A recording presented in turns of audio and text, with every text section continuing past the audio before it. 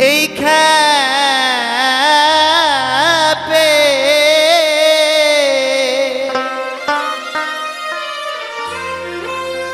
দেখা পাই কি না পাই বালাই লয়ে যাই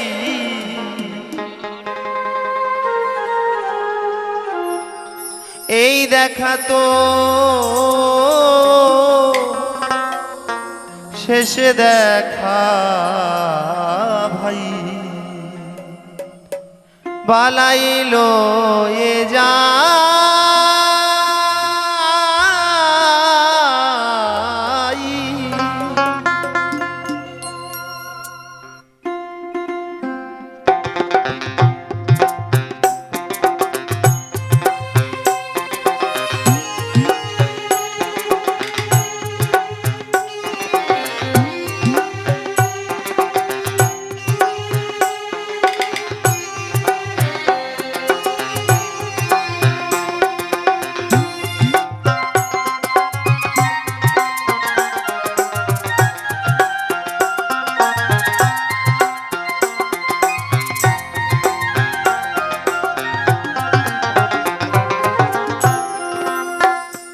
দেখা হলো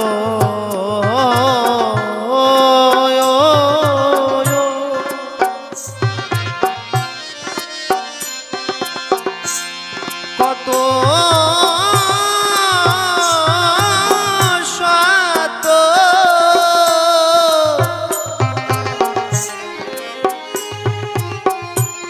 এবার হয় না দেখা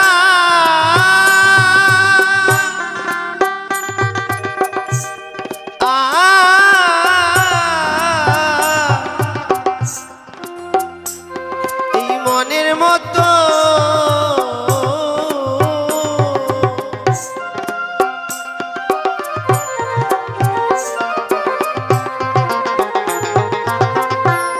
মন দেখা হলো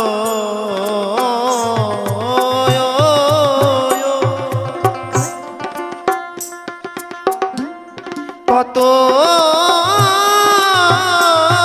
শত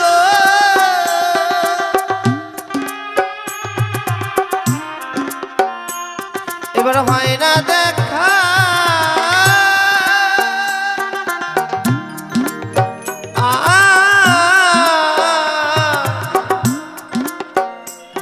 এই মনের মতো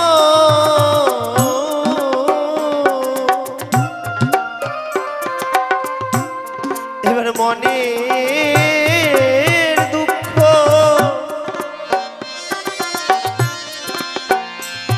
আমি বলবো কত মনের দুঃখ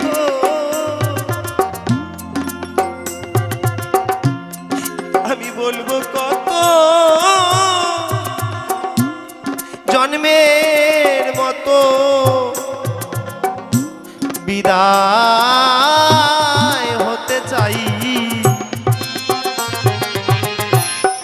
এই দেখা তো শেষে দেখা ভাই বালাই লয়ে যাই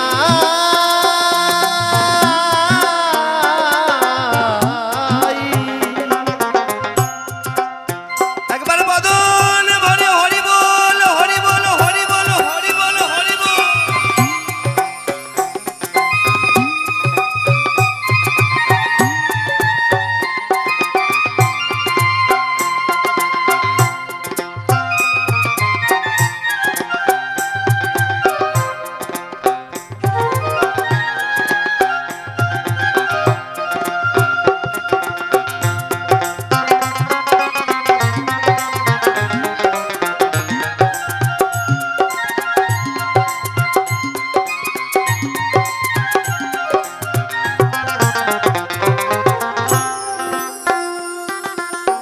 অশ্বিনী গোসাই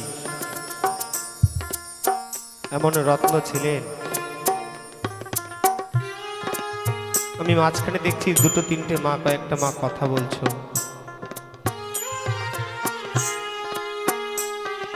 যদি এক মাস এক সপ্তাহের ভিতরে পূর্ণ কিছু করো তার বিনিময়ে একটা হরিবাসর পড়ে না। এই সময়টা হেলায় ফেলায় হারাতে নেই।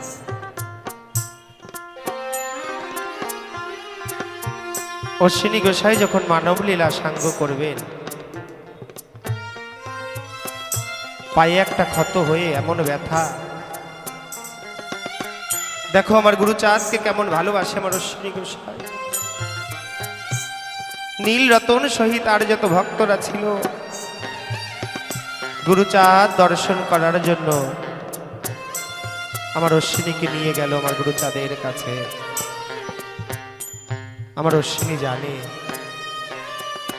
আমার বাবা গুরুচাঁদকে যদি আমার ব্যথার কথা বলি, আমার গুরুচাঁদ সেই ব্যথা নিয়ে কত কষ্টে থাকবে। আমার ব্যথার কথা আমি বলবো না আমার প্রাণ বান্ধবকে, কারণ ভালোবাসলে, ভালোবাসার মানুষ যদি কষ্ট পায় অনেক বেদনা লাগে।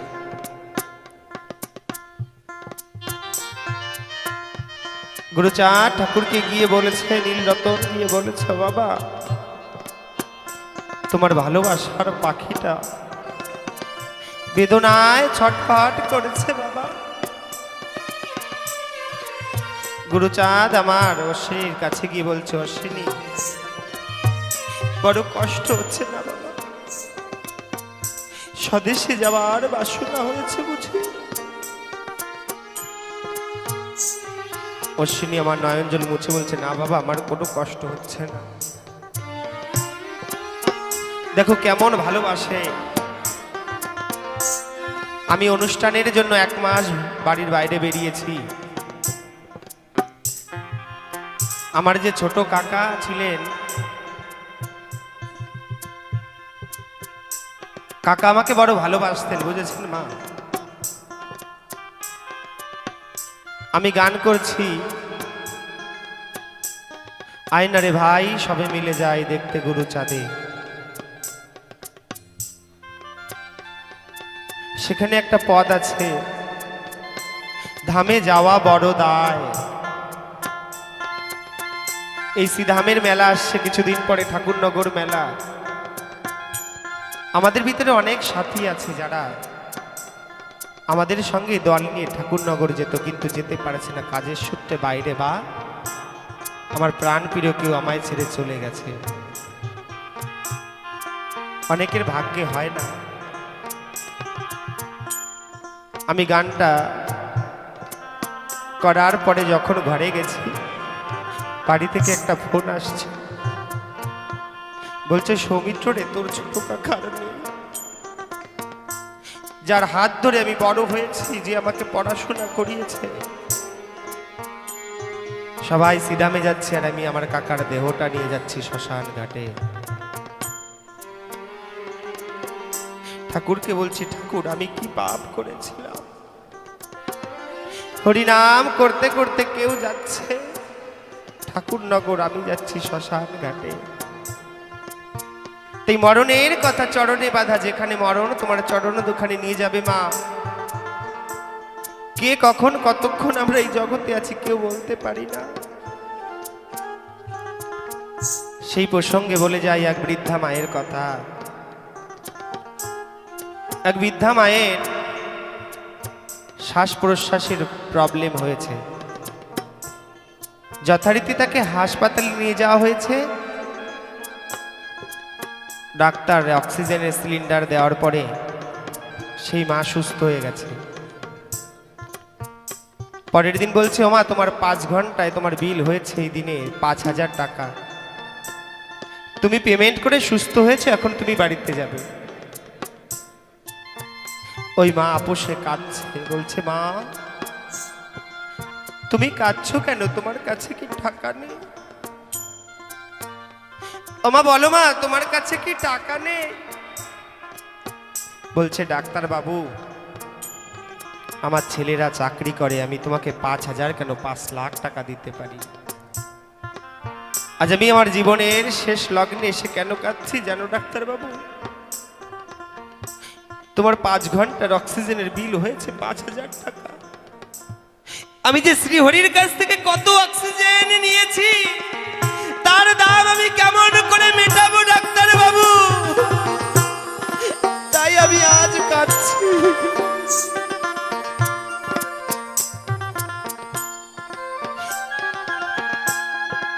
তাই আমি যখন অনুষ্ঠান করে বাড়িতে যাই মা, যখন বিছানায় মাথাটা রাখি ভাবি আমি কি আজকে সারা দিনের ভিতরে একবার হরি নাম করতে পেরেছি? আমার বান্ধব কি আমায় পার করবে শেষের দিনে? আমার মা ছোটবেলা বিড়ি বাঁধতেন, আমার দেখা, আর গান করতেন হরি গুণ গুণে দেহ আরে দেহ যারে নিল, আর কাঁদতেন। আমি চোখ মুছে বলতাম ও মা, মাগো তুমি এমন করে কাঁদো কেন? যে গান গাইলে মা কাঁদে সে গান তুমি গাইবে না মা? মা আমার জড়িয়ে ধরে বলতো খোকন রে শোন, কেন কাঁদে জানিস? যেদিন একবার দেহে হরি প্রেম লাগবে, যেদিন হরি নাম তুই করতে পারবি, এই হৃদ মন্দিরে হরিচাঁদকে বসাতে পারবি, সেদিন আপোষে নয়ন জল তোর বেরিয়ে আসবে রে।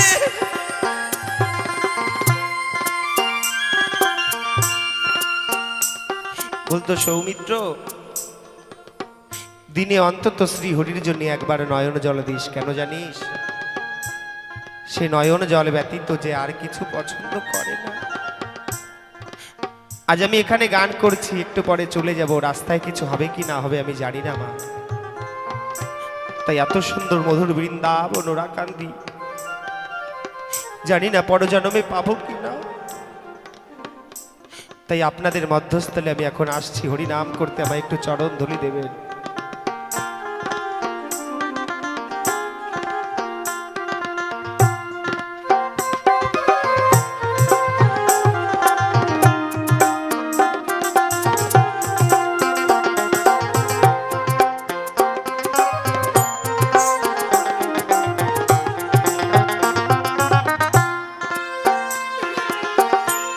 ও মনরে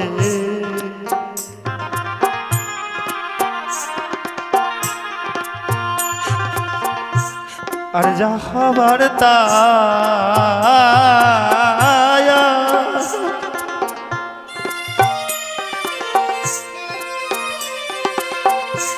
আমার হয়ে গেল।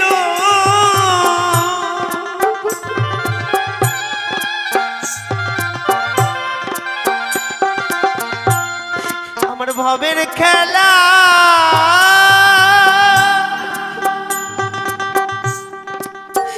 ভবের খেলা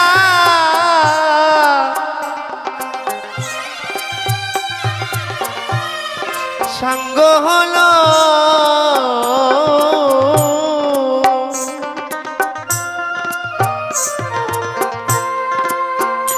অমন যা হবার তাই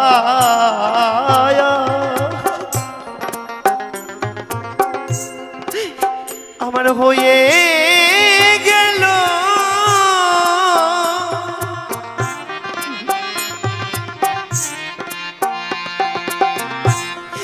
এই ভবের খেলা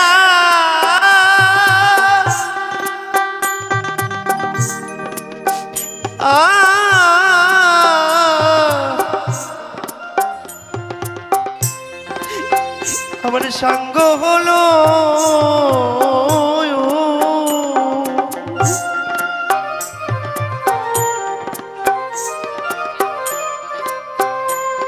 এবার বন্ধু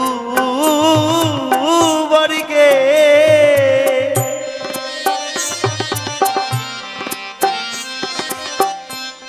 হরি বলো বন্ধু বর্গে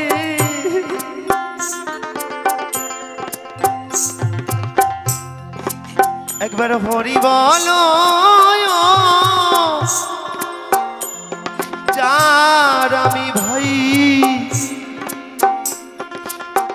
তারে যেন পাই। এবার বন্ধু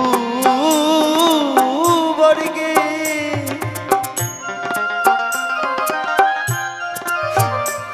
সকলে একবারে হরি বলো হরি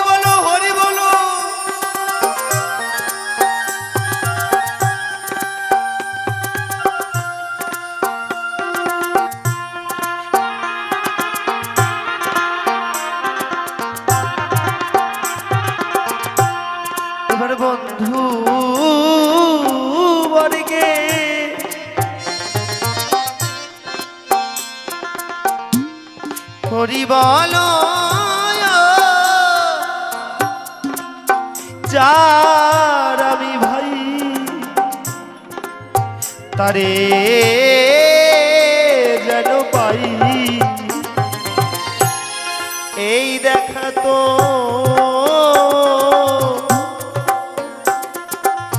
শেষে দেখা ভাই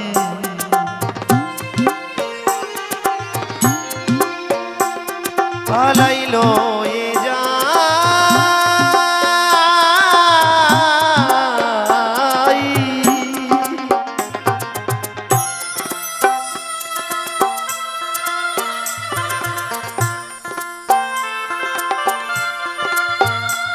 ও মা বড় সুযোগ পেয়েছো কেন বসে রয়েছো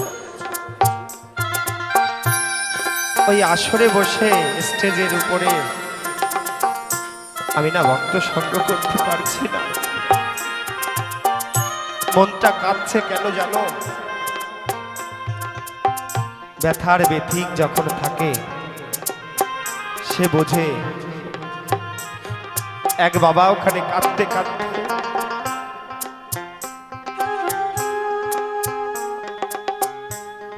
আজ একটা কথা বলি এই দিন সরে গেলে আমরা আর পাবো না কেউ বলতে পারবে যে আজকে আমার যে দিনটা এই দিনটা কালকে আমি পাবো আজ আমার যে ভাইটা বাইরে থেকে ইউক্রেন থেকে দেখছে যে দাদাটা তার মনটা কিন্তু এখানেই পড়ে রয়েছে ইসরায়েলে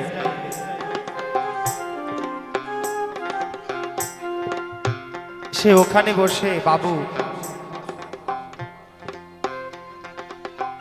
স্বপন রায় সে ওখানে ডিউটি করছে আর মন পড়ে রয়েছে এখানে কেন সে ওখানে গেছে প্রতিটা পুরুষ জাতি এই জগতে কিসের জন্য বেঁচে থাকে জানো বাবা কারণ তার মা বাবা সন্তান স্ত্রী সকলের জন্য তাদের চাহিদা মেটানোর জন্য তাই মা একটা বৃক্ষে দুটো ফুল ফুটেছে একটা দিদি ফুল আর একটা বোন ফুল বোন ফুলটি দিদি ফুলকে বলেছে দিদি রে দেখেছিস আমায় কত সুন্দর লাগছে দেখতে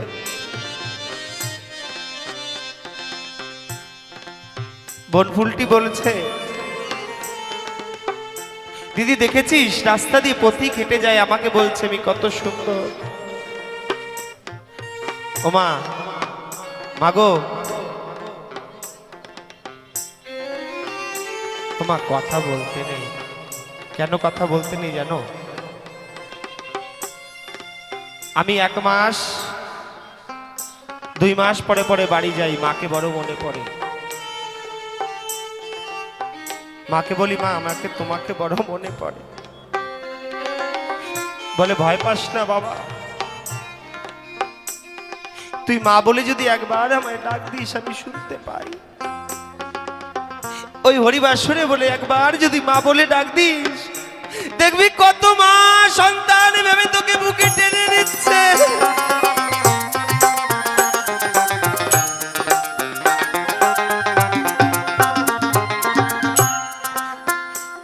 আমি যেন হরি প্রেমের প্রেমিক হতে পারি তাই মা হরিবাসরে কথা বলতে নেই আমার জন্য যদি আরেকজনের অসুবিধা হয় যদি তার সাত্ত্বিক বিকার নষ্ট হয়ে যায় বিঘ্নিত হয় তুমি দোষী হবে কার কাছে আমার শ্রী হরির কাছে তাই ওই বন ফুলটি বলছে দিদি রে দেখেছিস ওই পথিকরা আমার দিকে তাকিয়ে বলছে আমি কত সুন্দর দিদি ফুল বলছে বোন রে কর্মগুণে পুষ্পকুলে জন্মগ্রহণ করেছিস কিছুক্ষণ পরে তুই ঝরে যাবি বাসি ফুল বলে তোকে ফেলে দেওয়া হবে আর কোনো কর্মে লাগবে না বলছে তোর সুযোগ হয়েছে, তুই হরি নাম কর, আমি পারবো না। বলছে বোন রে, সময় পেয়েছি, সময় চলে গেলে আর পাবি না। ও বোন, সময় চলে গেলে তুই আর সময় পাবি না রে বোন। হরি নাম কর, শ্রী হরিকে বল, শ্রী হরি আমি যেন তোমার ওই রাতুল চরণে স্থান পাই। এত মানুষ জন্মগ্রহণ করেছে, আমি সৌমিত্র কাজের কাজই করতে পারলাম না, আমার গোবিন্দের, আমার শ্রী হরির রাতুল চরণ পাবো কিনা জানি না। আমার মনে হয় আমি ঠাকুরকে কথা দিয়েছিলাম, ঠাকুর আমায় তুমি কুকুরের মতো জন্ম দিও, আমি যেন দাঁড়ে দাঁড়ে তোমার নাম করে আমি যেন খেতে পারি দয়াল, তাই তো আমি যেন খাটতে পারি হরি নামে।